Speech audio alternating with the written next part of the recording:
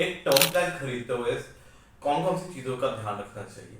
सबसे इंपॉर्टेंट चीज term plan के अंदर हमेशा रहती है सम एश्योर्ड। इस सम एश्योर्ड को डिसाइड करने के लिए आपको दो मेथड यूज किए जाते हैं। एक है ह्यूमन लाइफ वैल्यू, दूसरा है नीड बेस्ड एनालिसिस। ना कि इस तरीके से कि आपने सोच लिया कि मैं 1 करोड़ का या 1.5 करोड़ का सम एश्योर्ड ले लेता हूँ और मेरे लिए बहुत रहेगा पूरी लाइफ के लिए।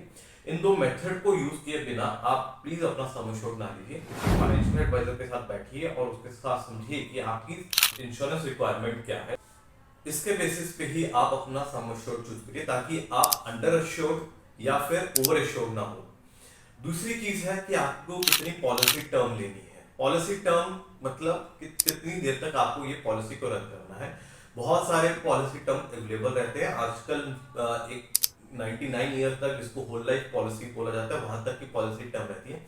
आपके लिए कौन सा पॉलिसी टर्म सुटेबल है, इस चीज को आप अपने एडवाइजर के साथ बैठ के डिस्कस कीजिए।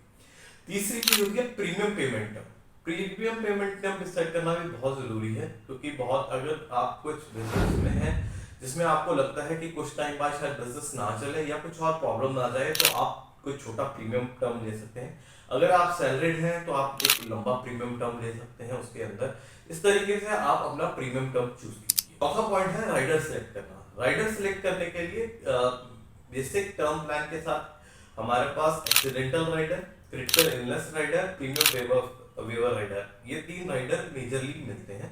आपको ये सिलेक्ट करना है कि कौन सा राइडर आपके लिए बहुत ज्यादा जरूरी है या कौन सा राइडर आपके लिए बेनिफिशियल रहेगा।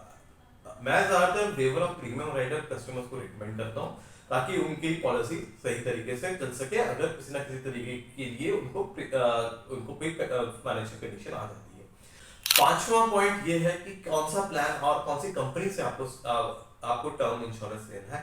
इसके लिए हमारे को कंपनी का एनालिसिस करना, कंपनी कितने सालों से इंडस्ट्री में है, कितने टाइम से वो प्रीमियम सेटल कर रही है और कितने अमाउंट का वो प्रीमियम सेटल कर रही है और कितना उसका क्लेम सेटलमेंट रेशियो है, ये देखना बहुत जरूरी है। इन सब चीजों के बाद ही आप अपना टर्म प्लान सिलेक्ट